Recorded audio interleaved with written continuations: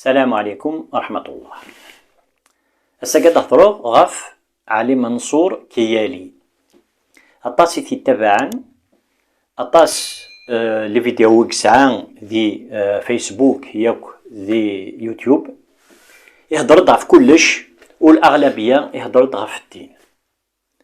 إهن بغي غتبينو ذا شوت وكذا كي يتبعن إلا قميلا ولا لا فيديو ياكي وإلا قراتني غاض الحال سوق بريدة مزوارو ما إلا وين يدي بينن الخطأ إنس وين دينيغ أثي دينيغ سلي بروفس الأدلة العبد يزمر أثنتي فيريفيين هذي ولي ما إلا الصح ناض الكتب وذا غني تلايوث القاعدة العبد لقاتي السين ذي الدين الإسلام وإلا قريونا ذي يتبع العبد إلا قد يتبع الحق العبد يزمر هذا يغلط يزمر أكي يستغلط إهن إلا قد واليض العبد النين أنسين إدي يبوين أين كان ديننا الدين ذا التخصص سيت اون سبيسياليتي ما تشون يدان أدي يهضر غف الدين إيمين ذي الوقت دينا لا أثان كل يون لا يهضر غف الدين أطاس العباد غلطا خلفا أبريد من الحق أبريد من الدين للإسلام شو إمين تبعن كرن العباد النين غاس ما إلا غلطن تمنن دا شو ديقار نغ شوالا ما كنين سان العاطفة لو كان تفن يون ودي كثرة دقونا كنين يتبعن إيه وين يوم ننصر ربي سبحانه يومن صار الرسول صلى الله عليه وسلم ذنبي يبغى وكنين غادي يوض سابريدنا الحق سابريدنا ربي سبحانه يبغى يكشم على الجنة ويتبع راه يرقزن هذا يتبع أين دنان يرقزن ما إلا ذي الحق ما يقلا يون يخول فبريض ربي يخول فايلي دينا رسول صلى الله عليه وسلم وإلا قالت تبعض غاس ما إلا تحملط غاس ما إلا يعجبك واليس لا فيديو وياكين ألا مدفوك ومن بعد من كل يون أذي يحكم يسعى العقل أذي يحكم علي منصور كيالي الحاجة ثم زواروت وقينا في تسيميس عفاك النين ويستعرف على السنة الرسول صلى الله عليه وسلم غاس ما إلا كوالي قارد ينادى الرسول صلى الله عليه وسلم ولكن يناد سيميس عفاك النين نكونين القرآن بركايا عندنا نوياض شغل ما كنيس كذبا ونحو جرى السنة الرسول صلى الله عليه وسلم أي ينتد وذاني ننتد كرب ورباع أمنت سا وكذا جين سعان الخلاص سكران الجهات يوكنين أضغضلن الدين الإسلام الدين الإسلام أطاسي عرضن يوكنات يغضل عرضن سلاح عرضن الكتوبات سوك اسمي قبل الرسول صلى الله عليه وسلم قارنت فلاس كرا الحوايج الكتب إيه الدين جين اسمي ولا نزمين نرى وكنات عضلن سما اللي تسنرني نانا كتورا إلى قثنوث سيز داخل لحاجة ثم زروثيك لقد نخدم أنا غضل السنة ما إلا نسكره الغشين السنة الناس نعرفك إن السنة يجين ذا كان الرسول صلى الله عليه وسلم زمرضو تتبع ضرع الغشة بعدنا في السنة القرآن كان رنتبع هي القرآن واحد سوزمي ضرا تفهمض مبلا أين دينا الرسول صلى الله عليه وسلم زمرا هذا وندفكر يون ليكزومبل كاني وكنو تعطي الغرع مثلا فصلي ثقي نظلا ولاش ديال القرآن ذا شدني ضد السجود ناضي الركوع من المدارة الفاتحة أمكرة ركعض أمكرة تحيض إلا ذي القرآن وأقيموا الصلاة يمرار ربي سبحانه الصلاة وكن غدي من هذه القرآن أمي أران الظال وذا غني يمرار ربي سبحانه وتعالى أمي أرى نحوج يوم ما يروح غير مكة أمكرة دي حوج ولكن غادي ملارا التفصيل لاش راه يخدم يون ام كرا يخدم العمره ام كرا يخدم الطواف من مين راه يزال من مين راه يفك الحجنس من مين راه يزلو هي الحوايج كير كل ان ياثنتي دا الرسول صلى الله عليه وسلم دو كان نكس اين دينا الرسول صلى الله عليه وسلم يتما تكصدك نفس الدين تكصد ونزرارا مكان الزال ونزرارا من مين الصبح من مين اذا المغرب من مين الظهر ونزرارا الحوايج هيك ذا النبي محمد صلى الله عليه وسلم إثنتي دينا إهن علي منصور كيالي مرات ولي الذي هدر أثان قليل ما راد يود الدليل نصح سي قوين دينا رسول صلى الله عليه وسلم نغ أين دنان العلماء إمزورا يقارد الحوايج سكرو يسكن. هذا وين تفكر يون ليكزومبل تتوالي من بعد سي اون بروف يعني ذي الدليل أم قرآن عفاكني لعبداكين ويقدر ربي سبحانه ما يليش كتبد أين ديقار. الرسول صلى الله عليه وسلم يناد يون الحديث وين أراد يسكتفن في الليل أثان أذي هكدي غامكانيس دي جهنم. الحرام أم قراني ونديني الثاني نادى الرسول صلى الله عليه وسلم نغ أذي بدل كران تفسيرنا الآيان أتديني كان سكرويس وما تشكني إثلان الحقيقة الآياني أثان وقي يسكدفد في الدين يسكدفد في ربي سبحانه أثان ذيون الذنب أم قران غور ربي سبحانه وتعالى. لكنين العالم أران ثبع ذوين دي تساوين الأدلة لي بروف ذوين يتساقلنا ربي سبحانه ذوين يضلعنا ربي سبحانه ذوين نتبع على الهوينس أين كانس دينو قروسة ديني. ولكن علي منصور كيالي أثان مارث وليض الهضرينس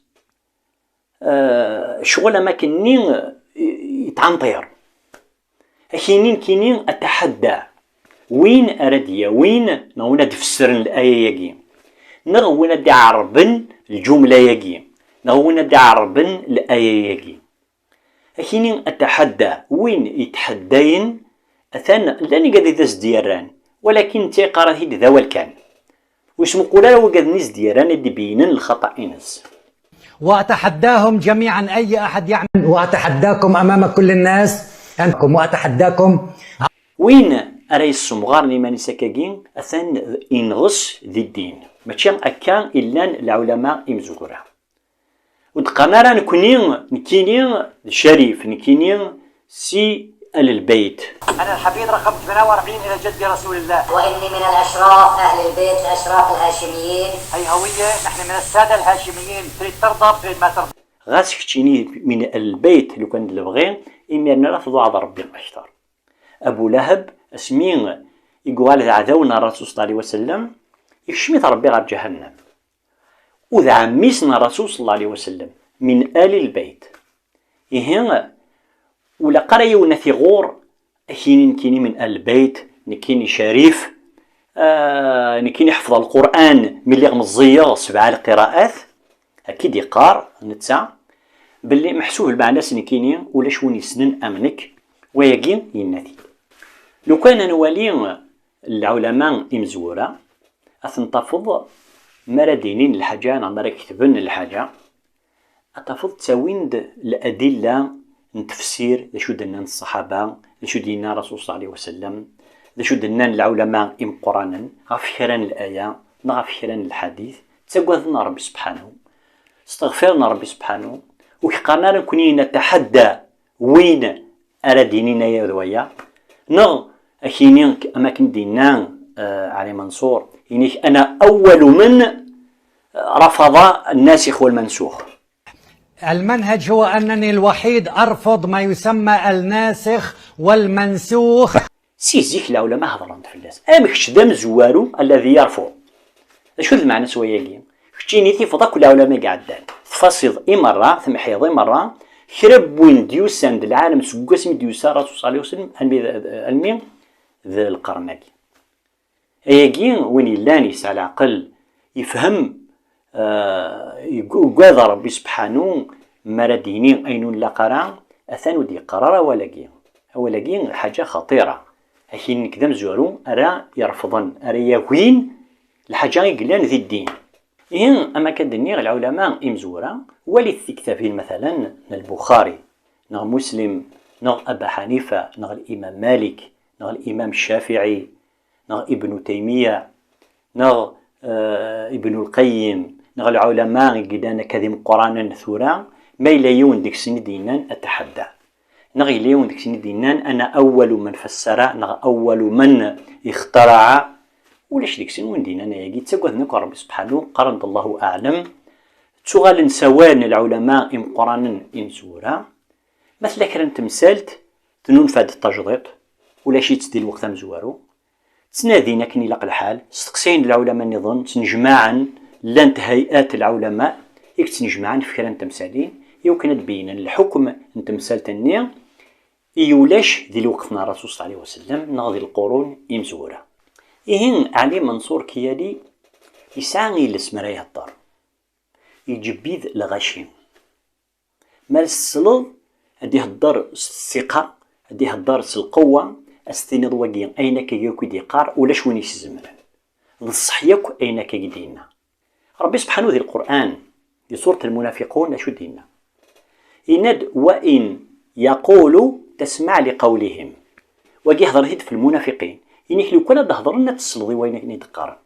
أشي مين خطر سننا هضرن خطر زمانك غلطن خطر سان البيان دي جلسون نسن زمالتي لي الحاجة ذلك كتب حتي دار نتصح يسبدل النوذم حتي دار نتصح أتي لي الآية تسعى أذم أكاكي إزمر يون إقلاني ساعة غيلس أكد يوي كرا الحوايج كتيني ميلا تخصص تزري ضران تفسير الآية ني نوصي ضرا العلماء نوصي ضرا حتى ما نضسي واجد الصح هذا شو إذا قرا كاكي لا بروف نو الدليل مرات وليض وقادك سلن يعني منصور كيالي أسيني يعطيك صحة الشيخ بارك الله فيك أقرأك كتيني ولا شامك كتيني وسلا راني وقال لدي هضرن فلاك فهمنا ميك وكذا شغل ما كني عاشقن هذيكس توالي انت فاكني انت ذا العالم ولا اوري غلطرا ويقي وري لقرا يون يتبع ران العبد ما كدني غادي يتبع الحق عند الله إن الرسول صلى الله عليه وسلم ذكيون الحديث إن أخوف ما أخاف عليكم بعدي ديك الحاجة يوكي يقدر في اللون بعدي محسوب بعد الرسول صلى الله عليه وسلم كل منافق عليم اللسان إنه قدر في اللون من كل وني لاند المنافق يساني لسيلها لو كانت نذكر هذه الانترنت شحال منافقين قلان سعاني لس جبيدن الغشين سعنا تصيثني تبع الشيعة يقرقمن الصحابة يقبضن لمين شمثن عائشة ثمطوثنا رسول صلى الله عليه وسلم سعنا وقادثني تبع تساوي نكرن الأدلة قصد الكتب أخدم انت نسيوسيا ألما ولكن مسكين ثني تبعني غير الصح يغالي يرقم الصحابة يغالي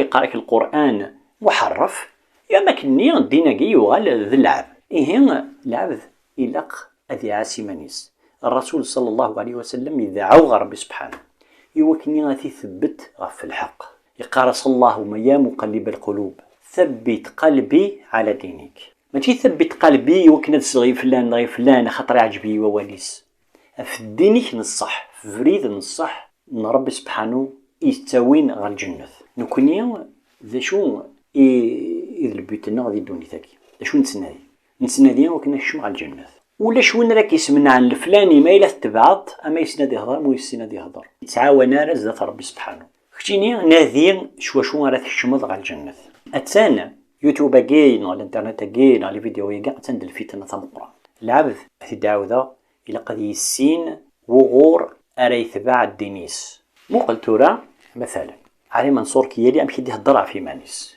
ربي سبحانه شو دي نادي القرآن إنه ولا تزكوا أنفسكم قرأت نكوني هكا مو قل دا شو دينا في مانيس مو قل أمش إدقار شغل نكيني عقلي سنة أتحدى محسوبها الراكن خدم الثد أين كيد خدمان كيني محسوبها نكيني عقلي سنة ثامسة تاقين خنوان وتسين مارا وتزمير مارا تتخدم ما كتتخدمان كيني وني لاني تبع الدين يتبع ربي سبحانه ودي قرار الحوجة متيكي ثورا مقل ثورا يهضرد أفيوث نتمسالت إن ضعفك إن ربي سبحانه يهيز ديال الرسول صلى الله عليه وسلم يمكن يخدم الفتوى عف تلاوين ربي سبحانه ذي الآية كي يهضرد فيوث نتمسالت نتسيرات في تلاوين إمارة في تمثالين إمارة سلاس ذا شو غادي ولي أمشي كسناد يهضر مكا كيجبد ومن بعد ولي عبد الله رشدي أمشي داز ديالها أمشي دي بين الغلطة إنس أمشي دي بين عفاك إني خطير وين دينا يصعبطاس وين كن دينا يتساوي غير الكفر الله سبحانه وتعالى منع رسوله الكريم صلى الله عليه وسلم بالذات أن يعطي أي فتوى بالنساء. لماذا سيدي؟ لأنه الذي يفتي ذكر إجباري بده يميل إلى ذكوريته، فالله قال في النساء ما حدا بيتكلم نهائيا، أنا فقط أتكلم. فقال إلى رسوله الكريم صراحة ويستفتونك، ما قال يستفتونهم، ويستفتونك في النساء قل الله يفتيكم فيهن فقط. فممنوع أي أحد يعطي أي فتوى في النساء. كلامك غلط وغير صحيح، والله عز وجل لم يرد عنه أي منع في القرآن للنبي صلى الله عليه وآله وسلم من الإفتاء في أمور النساء. ولما ربنا سبحانه وتعالى يقول للنبي عليه الصلاة والسلام ويستفتونك في النساء قل الله يفتيكم فيهن، دي صيغة إلهية تبين أن الله عز وجل أنزل على النبي صلى الله عليه وسلم حكما دينيا، زي ما ربنا سبحانه وتعالى قال يسألونك عن الخمر والميسر قل فيهما إثم كبير ومنافع للناس. فهل معنى ذلك أن الله عز وجل نقول منع نبيه صلى الله عليه وسلم أن يفتي في الخمر والميسر لأن ربنا قال قل فيهما إثم كبير ومنافع للناس؟ أما ربنا سبحانه وتعالى يقول ويسألونك عن المحيض قل هو أذى فاعتزلوا النساء في المحيض، هل معنى ذلك أن الله عز وجل يمنع النبي صلى الله عليه وآله وسلم من الإفتاء؟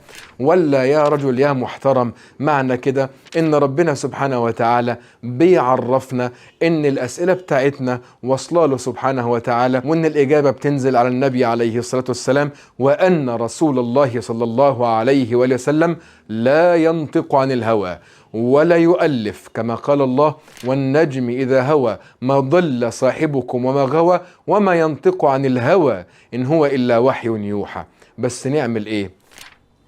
تعالوا نكمل. لأنه الذي يفتي ذكر إجباري بده يميل إلى ذكوريته، فالله قال في النساء ما حدا بيتكلم نهائيا، أنا فقط أتكلم.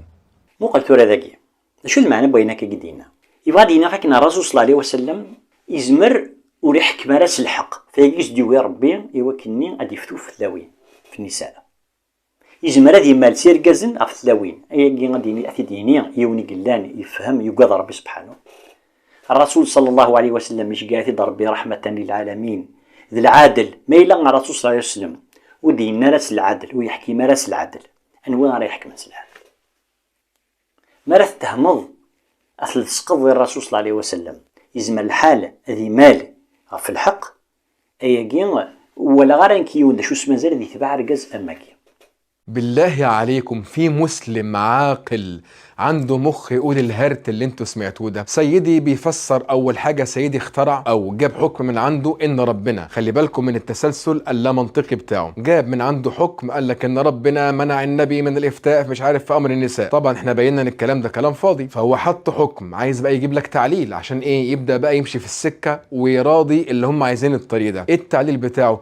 قال لك عشان النبي عليه الصلاه والسلام ذكر فبذكوريته بده يميل للذكور. بالله عليك يا محترم يا مؤمن، هل رسول الله صلى الله عليه وسلم المعصوم الذي لا ينطق عن الهوى اللي ربنا قال فيه ما ضل صاحبكم وما غوى، يعني معصوم من الضلال معصوم من الغواية، وما ينطق عن الهوى معصوم ان هو يقول حاجة على هواه، يعني ما يقدرش يقول حاجة على ذكريته زي ما انت بتقول، يعني ما يقدرش يأتي من عنده بأي كلام بغير الذي أوحى الله به إليه. شوف لما المشركين طلبوا منه يغير القرآن في سورة يونس وإذا تتلى عليهم آياتنا بينات قال الذين لا يرجون لقاء نأتي بقرآن غير هذا أو بدله، مش عاجبنا الكلام اللي انت بتقوله ده. شوف ربنا رد عليه قل ما يكون لي أن أبدله من تلقاء نفسي، للأسف ما عنديش الأوبشن إن أنا أقدر أغير حاجة من عندي.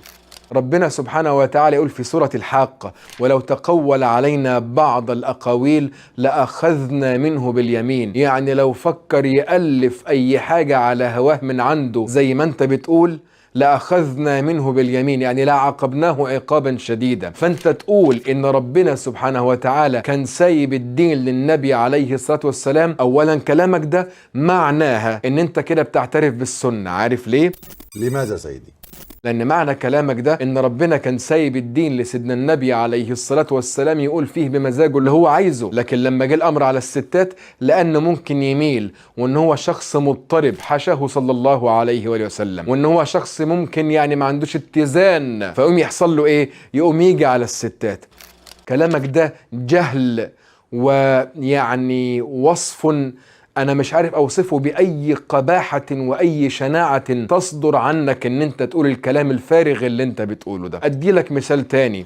ربنا سبحانه وتعالى قال يستفتونك قل الله يفتيكم في الكلالة، هي نفس الصيغة هي، ويستفتونك في النساء قل الله يفتيكم. هل معنى ذلك ان النبي عليه الصلاة والسلام منعه الله من الافتاء في الكلالة؟ اصله كان ممكن عنده هوى يقوم يفتي بانه يروح مثلا والعياذ بالله حاشاه صلى الله عليه وآله وسلم انه ياخد فلوس حالات الكلالة دي وياكلها في جيبه. يعني ايه الضلال؟ انا مش عارف اوصف ده بايه والله. ده ملوه الا وصف واحد معروف بس انا مش هقوله، لكن وصف اللي انت بتقوله ده معروف. يا رجل خلي عندك دين واتق الله فيما تقوله. حرام عليك، كتير كلمناك بالراحة وكتير ردينا عليك وقلت لك لا تندفع ولا تفسر بجهل ولا تتقول على الله ورسوله. عيب وحرام وقلة الدين اللي انت بتقوله ده.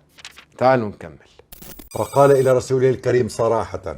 هو انت خليت فيها رسوله الكريم؟ بقى كريم منين؟ هو انت بعد ما تقول لي ان الرسول ممكن يميل ويفتي بذكوريته كده خليت فيها رسول كريم؟ كده ما بقاش رسول كريم، كده بقى واحد بتاع هوى. ما انت كده اجزت على النبي صلى الله عليه وسلم اتباع الهوى، وان ربنا عشان هو ما يتبعش الهوى قال له لا ما تفتيش، انا اللي هفتي، وقف انت يركد هنا شويه. ده اللي انت بتقوله ده كفيل يخرج الناس من الدين، وكفيل يخلي كل الستات تطلع بره دينها. ايه اللي انت بتقوله ده؟ ثم تعالى هنا. هو النبي عليه الصلاة والسلام في الآية دي كان بيفتي في النساء في ايه؟ في كل امور النساء ولا في مسألة واحدة بتتكلم عن موضوع التعدد والزواج من اليتيمة؟ يبقى مش بيفتي في النساء عامة ولا في كل امور النساء، انما ده في مسألة الزواج النساء اللي هو الزواج بالنساء اليتيمات. شفت الآية بتتكلم عن ايه؟ وانت بتوهم البنات اللي بتسمعك ان الآية دي بتتكلم عن كل امور النساء، واوهمتهم قبل كده ان في اول الفيديو زي ما انت بتقول ان ربنا منع النبي يتكلم في امور النساء. يا رجل اتق الله، بطل بقى الطريقة بتاعتك دي، حرام عليك. هتقول لربنا ايه؟ وقلتورا اسمي في عرضن على خلال القنوات التلفزيون زران سنت ذا شوث عليك يالي سنت زران ذا شو دنا العلماء نظن في اللاس موقل خلال السؤال ازدنا المذيعة يجي وذا غني والي ودي تجاوب راه في السؤال ودي تسرر غاف لا كيستيون هاكي اوكين ريبونس هذه يبدل اكوال خطر ذاكي حزيثيد. هناك من المنتقدين دكتور كيالي من علماء الدين والدعاة يصنفون حضرتك ضمن خانة الضالين حصل وصاحب البدع، ويصفونك بمزيف الحقائق ومخترع النظريات. كيف ترد على هذه الأقاويل والاتهامات دكتور كيالي؟ يا سيدتي مشكلتهم مع الله وليست معي. حينما أقول لهم قال تعالى بيطلع شخص سلفي تكفيري. يعني انت يا كيالي بتنصب نفسك مكان ربنا. يعني انت لو اخطأت والعياذ بالله نسب الخطأ الى الله. كمل اتحفنا بكلامك يا كيالي. بيطلع شخص سلفي تكفيري يعني عايش بالقرون الوسطى بيقول لي انت ضال، فحينما اقول له قال تعالى بيقول لي انت ضال. فالمشكلة هي في قوله تعالى. لا، المشكلة ليست في قوله تعالى، المشكلة في فهمك أنت يا كيالي لقوله تعالى. المستشرقين والعلمانيين بيقولوا قال تعالى، المنصرين اللي بيحاربوا الإسلام بيقولوا قال تعالى، الروافض بيقولوا قال تعالى، التكفير اللي انت بتتكلم عليه ده بيقول قال تعالى، علي منصور الكيالي بيقول قال تعالى. يبقى المشكلة ليست في قال تعالى وإنما في فهمك أنت في قال تعالى. موقل سؤال جيو السين موقل أمشي دشو يزدنا المذيعة يجي الجواب ينس وثدي تسراريك فين يزدنا يرول غريوث تمثلت النظام، تمثلت الناسخ والمنسوخ، تمثلت تجي الناسخ والمنسوخ بعد يبقى فين يزدنا فهرز ده في منيس فين دي قارة فين أمشي يعني يقلا نتسا ينيس أتحدى وين راه ياخذ منها في الناسخ والمنسوخ شغل يبعدك في السؤال يوكي نادي يرول ودي تسرع في السؤال. ثقي قناس المراوضة وصفق ضرغي ونكي كلاخ فرنتا شي ميديرا في الناسخ والمنسوخ. الناسخ والمنسوخ هاكي شغل ديوث نتمثلت نتا يسن كرا المغالطات في اللاس، يهضر الطاس في اللاس، يسعى ليكسبيريونس ديكس الناس د العلماء في اللاس يكشم ديكس يوكني هادي السبعاد العباد المخنسن غاف السؤال مين تفكا المذيع عني. كمل يا طيب هم يستندون يا دكتور الكيالي في انتقاداتهم لحضرتك إلى وجود معايير فقهية لتفسير القرآن. نعم. يعني وبأنك لا تتبع في ذلك أي منهج من علوم الشريعة. نعم. ويقولون بأنك صراحة تفسر النصوص بحسب هواك. ما هو المنهج الذي يتبعه الدكتور الكيالي؟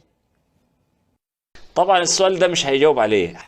المنهج هو أنني الوحيد أرفض ما يسمى الناسخ والمنسوخ في كتاب. ساب السؤال وانتقل لنقطة تانية وهيتكلم عن الناسخ والمنسوخ. برضه هنمشي معاك وهنشوف انت بتتكلم بمنهجية علمية ولا بأهواك الشخصية. كمل كده. هذا من أصل عقيدتهم، وأتحداهم جميعا أي أحد يعمل فيديو ولو 5 دقائق ينكر فيه وجود آيات منسوخة في كتاب الله. وإذا غني ما رادي غير القرآن وين يقلانا يتفسر القرآن ما كان يدي قرن تاع المفسر العالم يتفد كرا الحوايج ودو فينا راه ويضي القرآن ويسينا راه أم كرا يغار القرآن ولي تمشي كقار القرآن ثورين كقريب بغاو كان كرا الأمثلة زمراك داوغ العشرات أطاس الأمثلة وتفكن ترى كل ما ردي غير الآية هذه يغلط ذيكس وين إلا عند العالم المحال هذه يغلط ذي الآية يزمان هذه يغلط فريد مرتين هذه تو كرا بوالد الآية قرار ولكن الغلطة فهمتي ذاك أني ذا الآية غادي يبدل المعنى ذا المحال وين إلا يفهم يسد الإسلام يسعى يغرى القرآن أكن لاق خطر يوجد ما الذي غلط ذيكس. ندعو كل أناس بإمام. يوم ندعو كل أناس وليس كل أناس. كل أناس بإمامهم انظروا إلى ثمره وينعه. انظروا إلى ثمره إذا أثمر وينعه وليس انظروا إلى ثمره وينعه. انظروا إلى ثمره وينعه. يا أيها الذين آمنوا إذا لقيتم الذين كفروا فلا تولوهم الأدبار. إذا لقيتم الذين كفروا زحفا وليس إذا لقيتم الذين كفروا فلا تولوهم الأدبار. أكمل يا علام. إلى أن يقول ومن يولهم يومئذ دبره إلا متحرفا لقتال أو إلى فئة. إلا متحرفا لقتال أو متحيزا إلى فئة وليس إلى فئة مباشرة. تعالوا بنا نكمل باقي الأخطاء. لو كان خطأ أو خطأين أو 3 أو 10 لقلنا ماشي، لكن هذا الرجل يخطئ في معظم الآيات التي يقرأها، فكيف نسلم هذه العقول لرجل لا يحسن قراءة القرآن؟ كيف نقتنع بتفسير رجل لا يعتمد لا على لغة ولا على أصول ولا على أي ثوابت، بل لا يحسن قراءة القرآن باللغة التي نزل بها القرآن؟ تعالوا بنا لنكمل. قال تعالى في سورة البقرة ما ننسخ من آية أو ننسها. ما ننسخ من آية. ما ننسخ وليس ما ننسخ. أكمل يا كيال. أو ننسها. ما ننسخ من آية أو ننسها. كتب عليكم إذا حضر أحدكم الموت إن ترك خيرا أي مالا الوصية للوالدين والأقربين حقا على المتقين. للوالدين والأقربين بالمعروف حقا على المتقين. المرتدون عن الإسلام ومن يرتد منكم عن دينه وليس ومن يرتد. لها 7 أبواب لكل قسم منهم جزء معلوم. لا حول ولا قوة إلا بالله. لها 7 أبواب لكل باب منهم جزء مقسوم. إنها لإحدى الكبر. إنها لإحدى الكبر وليس الكبر، ففرق بين الكبر والكبر. تشكيلة واحدة فقط تغير المعنى تماما. لذلك إذا فسر يفسر خطأ لأنه يحرف الكلمة من بعد مواضعه. الكبر شيء والكبر شيء آخر. أكمل يا كيال. ومن يقتل مؤمنا متعمدا. متعمدا وليس متعمدا. جزاؤه جهنم خالدا فيها. فجزاؤه جهنم خالدا فيها. فرق بين النصب والرفع، هذا يغير المعنى تماما. فجزاؤه جهنم وليس جهنم. والطيبين للطيبات. والطيبات، لا، هي والطيبون للطيبات. أكمل كيان. قال من زيتونة شرقية ولا غربية. أولا زيتونة لا شرقية ولا غربية، ثم بعد ذلك إلى أن قال يكاد زيتها يضيء ولو لم تمسسه نور. ولو لم تمسسه نار، وليس ولو لم تمسسه نور. ففرق بين مسيس النار ومسيس النور. لا حول ولا قوة إلا بالله. أكمل. هذا هو العلامة المفسر العظيم. أكمل. قال تعالى لهم جزاء الضعف بما عملوا. لهم جزاء الضعف. فرق بين الضعف والضعف. انتم متخيلين ان ده عنده ملايين المتابعين؟ انتم متخيلين ان الناس بيهاجمونا وبيشتمونا وبيتطاولوا علينا في التعليقات بسبب هذا الرجل يقول لهم جزاء الضعف؟ فرق بين الضعف والضعف. ضعف يعني مضاعف، لكن الضعف من الضعف ويعني قلة الصحة. ربنا يديك الصحة كيالي والتوب. لهم جزاء الضعف وليس الضعف. قال طبعا إبليس إلى الله قال فانظرني إلى يوم يبعثون. قال رب فأنظرني إلى يوم يبعثون. أكمل. وزادكم في الجسم بسطة. وزادكم في الخلق بسطة وليس في الجسم بسطة. أكمل. من يبتغي غير الإسلام دينا فلن يقبل منه. يا أخي اقرأ الآية بوضوح وبشكل كامل. تمام. ومن يبتغي غير الإسلام وليس الإسلام، ومن يبتغي غير الإسلام دينا فلن يقبل منه. أكمل. من يبتغي غير الإسلام دينا فلن يقبل منه. يا أخي اقرأ الآية بوضوح وبشكل كامل. تمام. اقرأها أنت بوضوح وبشكل كامل يا كيالي. فأنفخ فيها فتكون طيرا بإذن الله. فأنفخ فيه فيكون طيرا بإذن الله وليس كما قال الكيالي. والويل لكم مما تصفون. ولكم الويل مما تصفون. الصافنات الجياد. الصافنات وليس الصافنات. البحر يمده من ورائه 7 أبحر. والبحر يمده من بعده 7 أبحر وليس من ورائه 7 أبحر. ففرق بين ورائه وبعده، يعني التغيير للمعنى تماما. أكمل يا علامة. ما نفدت كلمات الرحمن. ما نفدت كلمات الله وليس كلمات الرحمن. ثم لننزعن من كل شيعة. ثم لننزعن وليس لننزعن. ثم لننزعن. أكمل. كبارا واستكبروا كبارا. واستكبروا استكبارا وليس كبارا. لا حول ولا قوة إلا بالله. لقوله يصلي عليكم وملائكته. وملائكته وليس وملائكته. وإلا يفعل ما آمرنه ليسجنن. ولئن لم يفعل ما آمره ليسجنن وليس كما قال الكيالي. هذا هو العلامة الكبير المفسر الجهبذ الذي سبق زمانه، والذي يفسر القرآن بطريقة جديدة، الذي سبق الجميع إلى التفسير الذي لا علاقة له باللغة العربية ولا علاقة له بالقرآن، الذي يقول قال تعالى، لكن يقول قال تعالى بغير مراد الله تبارك وتعالى. وهذا الرجل سيسأل أنه ضل الناس بغير علم، اتبع هواه وضل الناس بغير علم وأفتى الناس بغير علم. هذا الرجل في ضلال مبين. يعني أنا لو جبت طفل من اللي بيحفظوا معايا قرآن في الكتاب أقسم بالله العظيم يقرأ القرآن الكريم أفضل منه.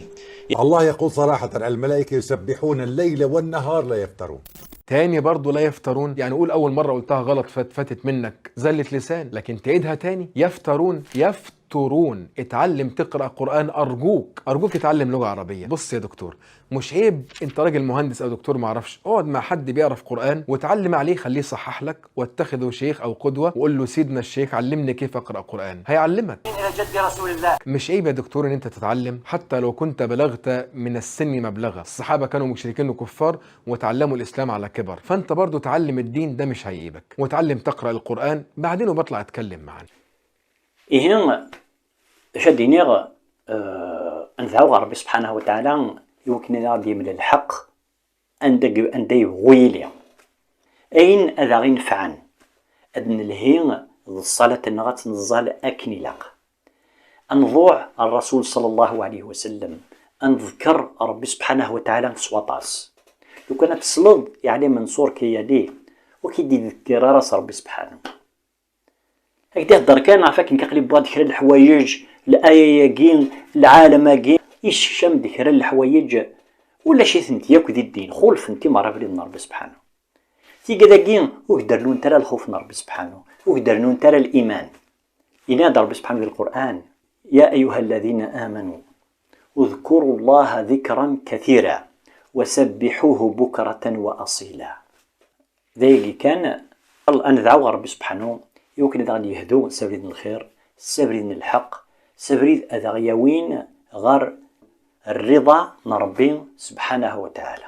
إهين يميث ولام لا فيديو يجي غنمي فوك ما إلا تعجبون أبونيث الله شانينو خذ مثاس لايك إلا فيديو يجي أنوث أن كومنتير ما إلا ذا شو يتبغى ما تدينيم أيجيك يتعاون يوكنين لاشين تولين أتصل غشيم.